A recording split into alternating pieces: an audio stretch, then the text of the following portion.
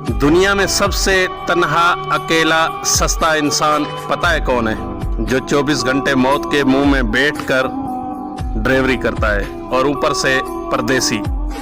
जो तमाम जिंदगी मेरा घर, मेरे घर वाले, मेरा माँ बाप, मेरे बहन भाई, मेरे रिश्तेदार की रेट लगाता है। अपनी जिंदगी की जंग अकेले लड़ता है और सस्ता इतना कि बगैर मतलब के उसे घर वाले भी याद नहीं करते।